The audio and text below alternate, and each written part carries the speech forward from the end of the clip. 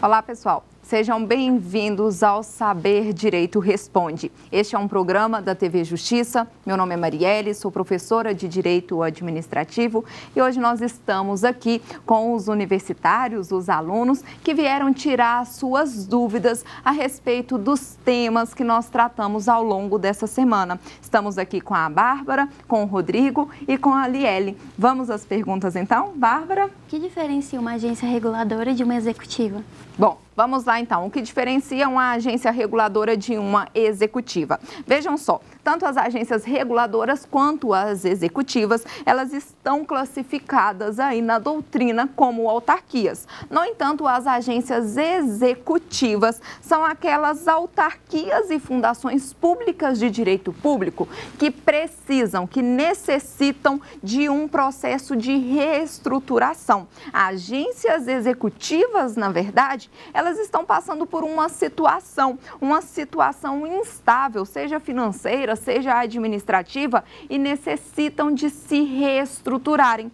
Para que elas possam se reestruturar, então, elas celebram com a administração um contrato de gestão. Este contrato de gestão é o que vai garantir a essa autarquia ou a essa fundação pública de direito público se recuperar. É por meio deste contrato de gestão, então, que será garantida às autarquias e fundações públicas de direito público maior autonomia administrativa e maior autonomia financeira. Quando estas se recuperam, se reestruturam, aí sim elas perdem a qualidade de agências executivas e voltam a ser autarquias ou fundações públicas normalmente. Na verdade, o título agência executiva é temporário, é somente pelo período de reestruturação. Reestruturou que seja, tanto as autarquias quanto fundações públicas de direito público perdem essa nomenclatura de agências executivas e voltam a ser autarquias normalmente.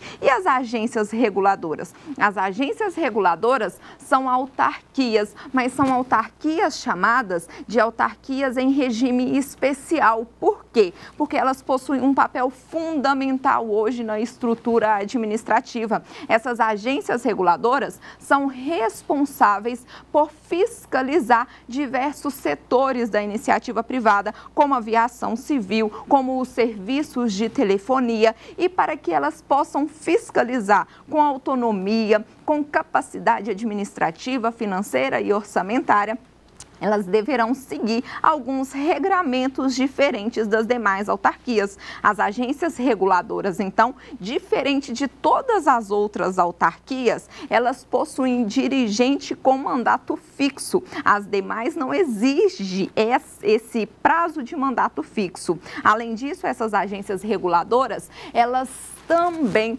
possui um dirigente que será nomeado pelo presidente da República, assim como todas as demais autarquias, mas além de ser nomeado pelo presidente da República, há a necessidade de prévia aprovação do Senado Federal. E por último, os dirigentes dessas agências reguladoras deverão respeitar um período de quarentena quando deixarem o posto de dirigente. O que é esse período de quarentena? Ora, não poderão ir trabalhar na iniciativa privada no mesmo ramo daquela agência reguladora em que ele era o dirigente, tá certo? Tudo ok? Bom, vamos à próxima pergunta. O princípio da publicidade não tem sido constantemente desvirtuado como a propaganda de governo? Ótimo. Bom, Rodrigo, veja só. O princípio da publicidade exige que todos os atos administrativos, tudo aquilo que é praticado dentro da administração, ganhe publicidade, se torne público, seja divulgado. Isso por quê? Ora, por vários motivos. A publicidade, ela permite que a administração e os administrados fiscalizem aquilo que está sendo realizado. Além disso, a publicidade, ela permite contagem de prazos. Eu só consigo consigo contar prazos, seja a meu favor, seja ao meu desfavor, mediante a publicidade. Somente a partir do momento em que eu conheço algo que corre contra mim ou ao meu favor, é que eu posso, então, aí me preparar, me defender ou requerer os meus direitos. Então, a publicidade, ela é importante também para contagem de prazos e para a condição de efeitos do ato administrativo. A publicidade é o que permite que os atos administrativos produzam os seus efeitos. E aí você me falou, Marielle, mas não está sendo um pouco desvirtuada em razão da propaganda pessoal, o princípio da publicidade? Na verdade, eu tenho que entender que publicidade existe para quê? Existe para dar informação daquilo que está sendo realizado dentro da administração. Agora, propaganda pessoal, sem dúvida nenhuma, é desvirtuamento do princípio da publicidade. Sem dúvida, né? Foge à finalidade pública. Então, jamais o administrador, ele poderá utilizar da publicidade para se promover pessoalmente. Isso, na verdade, caracteriza improbidade administrativa. Isso é ato de improbidade administrativa. Publicidade é permitido, mas a publicidade, ela tem que ter o cunho o quê? Cunho informativo, cunho educacional. Agora, a publicidade com um fim de promoção pessoal é terminantemente proibido e caracteriza a improbidade administrativa do administrador. Será punido por isso, tá certo? Bom, vamos à próxima pergunta. Olá, professora. A minha primeira pergunta é, no princípio da moralidade, qual a diferença entre moral comum e moral jurídica neste sentido? Ótimo, olha só, qual é a diferença da moral comum e da moral jurídica ou moral também administrativa? Na verdade, o princípio da moralidade, ele determina que a administração ela deve agir com condutas morais, com condutas éticas aceitas socialmente. Quando eu falo em moral, consequentemente, eu tenho que lembrar de honestidade, de condutas coerentes, mas a moralidade administrativa ou jurídica, ela é muito diferente da moralidade comum. Por quê? A moralidade comum é o costume do povo, é o que o povo entende. O que eu acho moral, não necessariamente você entenda. Às vezes você entende que determinado ato é imoral e eu te falo, nossa, eu acho moral. Ou às vezes eu falo, eu entendo que isso seja muito imoral. E aí você me fala, Marielle, mas é moral, não tem moralidade nenhuma. E essa moralidade comum, não existe sanção nenhuma que é aplicada sobre ela quando há um desvirtuamento. Então, se eu acho que algo é imoral, eu não posso fazer nada. Não há meios, não há remédio para que eu aplique alguma sanção em razão da imoralidade, né? Na verdade, o que não pode haver é violação da lei, atos ilegais. Mas atos imorais dentro do conceito comum, conceito do povo, não tem problema nenhum. Já a moralidade administrativa, sim. Quando esta é violada, quando o administrador ele pratica atos imorais, sem dúvida nenhuma, ele será responsabilizado por isso. Então, o administrador, porque ele mexe e lida com o dinheiro público, com o direito do povo, ele tem sempre que agir com condutas éticas aceitas socialmente. Ele não pode cometer condutas que sejam consideradas imorais administrativamente ou juridicamente. Se comete, ele vai ser punido por isso. E existe hoje vários regramentos que vão punir esse servidor, esse agente público, em razão de ter cometido um ato imoral juridicamente ou administrativamente, tá certo? Agora, a imoralidade comum, sobre essa não incide sanção nenhuma, penalidade nenhuma. Tudo certo? Bom, pessoal, vamos lá? Nossa próxima pergunta. Como o princípio da legalidade incide sobre a administração pública? Olha, como que o princípio da legalidade, ele incide sobre a administração pública. E quando eu me refiro a princípio da legalidade, de imediato eu preciso lembrar da lei. A lei é a base do nosso ordenamento jurídico hoje. Nós vivemos em um Estado democrático de direito. E esse termo de direito significa que vivemos em um Estado que é composto por lei e obedece às suas próprias normas. Isso significa Estado democrático de direito. Estado que obedece às suas próprias leis, tá certo? E aí o princípio da legalidade, então, ele determina que tudo deverá ser realizado, deverá ser feito por meio de lei. Mas a lei, ela se comporta, Bárbara, diferente dentro do direito público ou dentro do direito privado. No direito privado, o princípio da legalidade diz o seguinte: particulares, comportem-se da forma como vocês entenderem melhor, desde que não violem a lei. Então, dentro do direito privado, o princípio da legalidade, ele me diz isso. Olha, particulares, comportem-se da forma como vocês entenderem conveniente.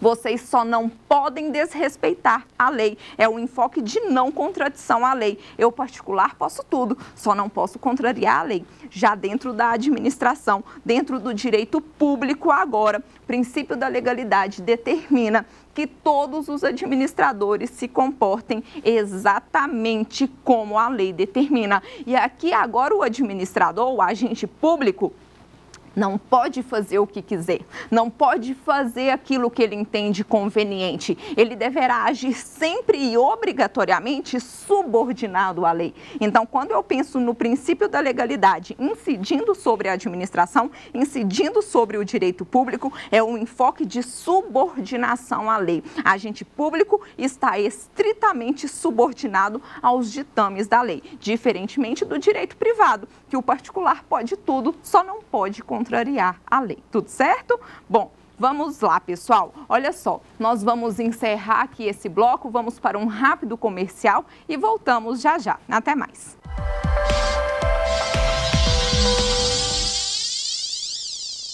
Olá, pessoal, estamos de volta ao Saber Direito Responde e vamos dar continuidade às perguntas dos universitários. Qual a situação jurídica de trabalho dos servidores de entes governamentais? Olha, ótima pergunta, muito pertinente. Servidores de entes governamentais. Qual é a situação jurídica? Qual é o regime que regulamenta esses servidores de entes governamentais? Vejam só, os servidores de entes governamentais são aqueles que trabalham hoje dentro da administração indireta, nas empresas públicas e nas sociedades de economia mista. Quando eu me refiro a servidores de entes governamentais, sem dúvida nenhuma, são aqueles que trabalham nas empresas públicas e nas sociedades de economia mista. Tanto as empresas quanto as sociedades são entes, são pessoas jurídicas de direito privado. Sendo pessoas jurídicas de direito privado, obrigatoriamente, estes servidores de entes governamentais, eles serão regidos por normas seletistas. E aqui eu tenho que tomar muito cuidado. Tem aluno que fala: Marielle, mas fez concurso público, está dentro da administração indireta do país.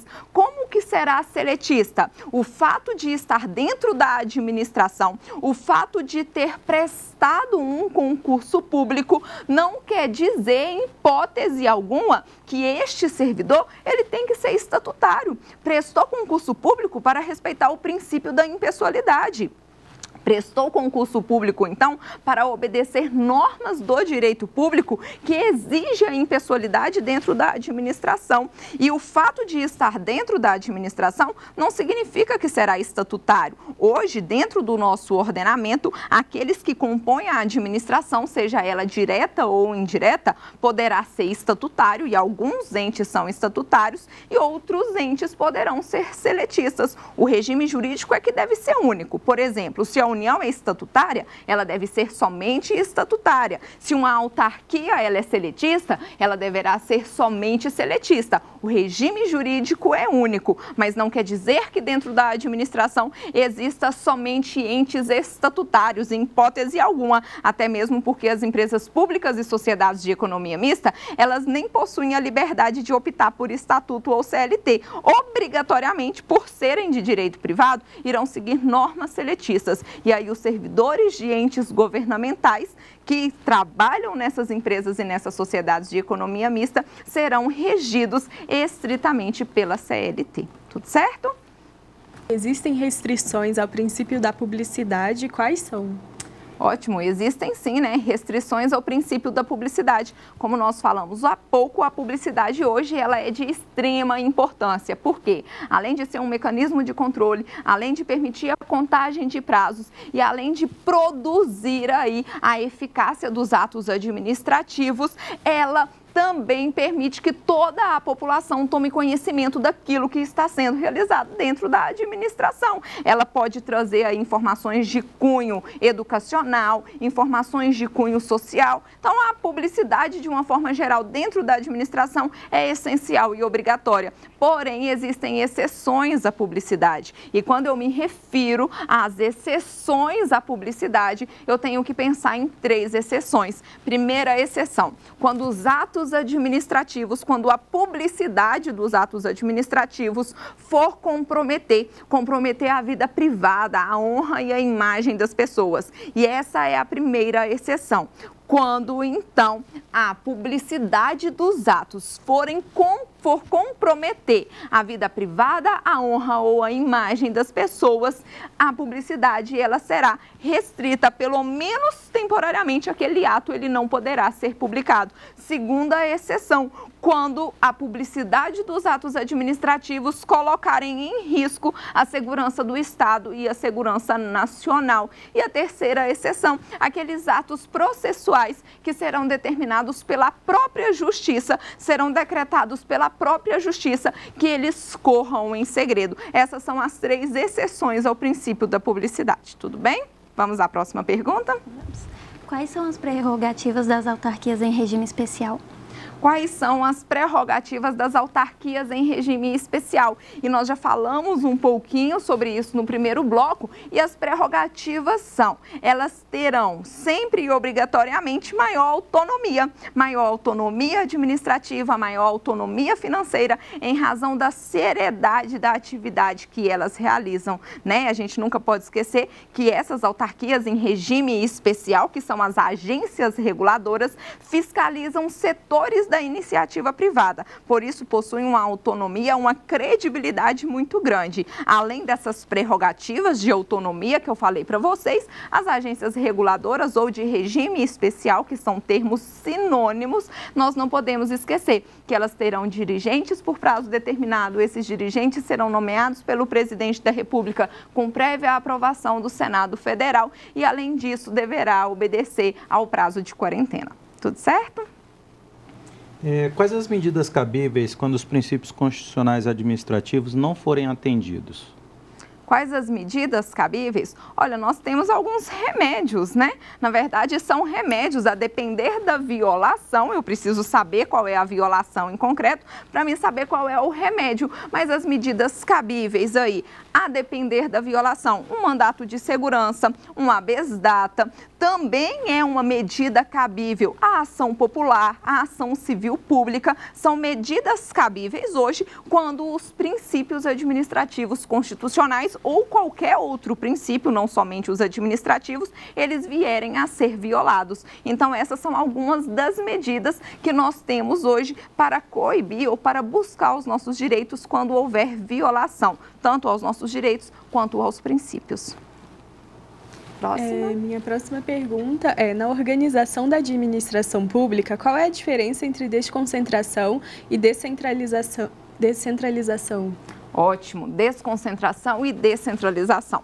Vejam só, a administração direta, por meio de lei, cria as pessoas da administração indireta. E o que é isso, né? O porquê que a administração direta cria pessoas da administração indireta? Pessoal, para que elas possam realizar atividades administrativas. A administração indireta foi criada no país hoje para prestar atividades administrativas. E quando sai algum tipo de atividade das mãos da administração direta e passa para a administração indireta, eu chamo esse instituto de descentralização. Descentralização, então, é transferir a atividade administrativa para uma outra pessoa jurídica. Por exemplo, a União, por meio de lei, cria a autarquia. A autarquia, consequentemente, é uma nova pessoa jurídica de direito público. Este instituto de transferência de atividade se chama descentralização, diferentemente do que ocorre na desconcentração.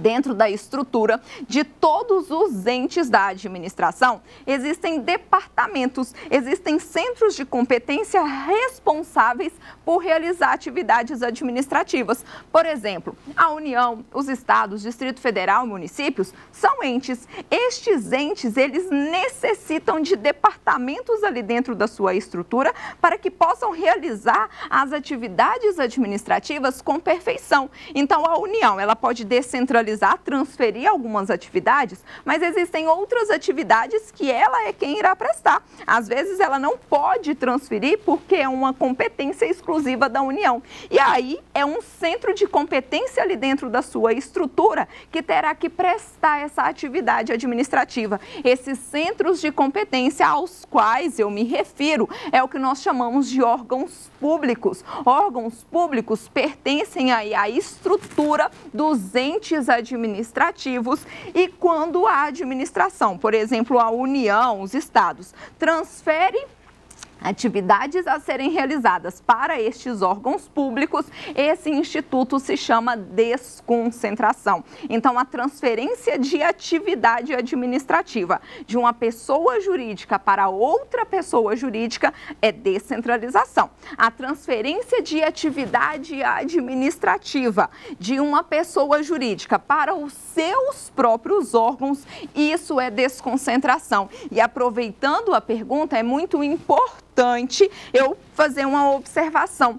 Vejam, quando eu me refiro à descentralização, aqui entre as pessoas que fazem parte da estrutura administrativa, não haverá nenhum tipo de hierarquia, não haverá nenhum tipo de subordinação. Agora, se eu me refiro à desconcentração, consequentemente, eu estou falando de órgãos. E órgãos, sim, estes são totalmente subordinados à pessoa jurídica a qual eles estão vinculados. Eles são subordinados e existe uma relação de hierarquia, tá certo? Então, na descentralização, transfere-se atividade de uma pessoa para outra e aqui não há que se falar em hierarquia e nem subordinação, apenas em controle finalístico ou ministerial. Agora, se eu me refiro à desconcentração, eu estou falando de órgãos e estes órgãos são subordinados. Existe uma relação de hierarquia entre a pessoa jurídica e aqueles órgãos que estão ali, que fazem parte da sua estrutura. Tudo bem? Vamos à próxima pergunta? Pode haver desconcentração na administração indireta?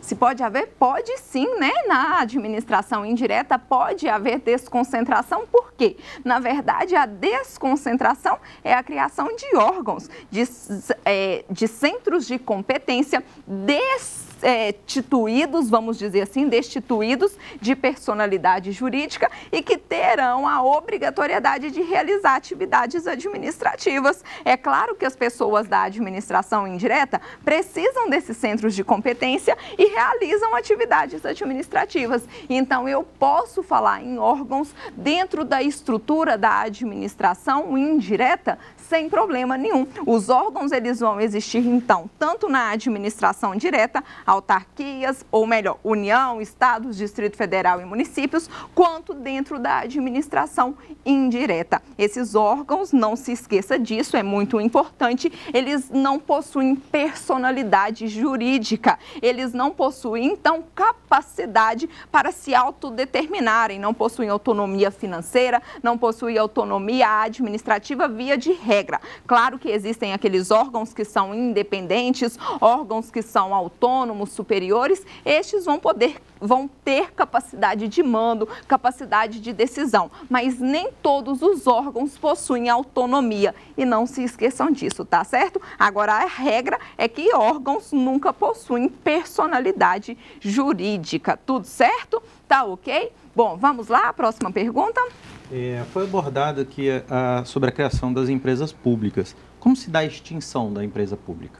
Olha, o ordenamento jurídico, ele traz um princípio que se chama princípio do paralelismo das formas. Não somente na criação das empresas públicas, como tudo aquilo que é criado hoje dentro do ordenamento jurídico. A regra é, claro que existem algumas exceções, mas não aqui dentro da administração, quando se trata de cargos que estão vagos. E não vem ao caso aqui, está previsto lá no artigo 84 da Constituição Federal, mas não é matéria da nossa aula. Bom, aqui dentro da administração, o regramento é o seguinte: princípio do paralelismo das formas. Como as empresas públicas, assim como as sociedades de economia mista e as fundações públicas de direito privado, possuem a sua criação autorizadas por lei, consequentemente a extinção ela deverá ser autorizada por lei.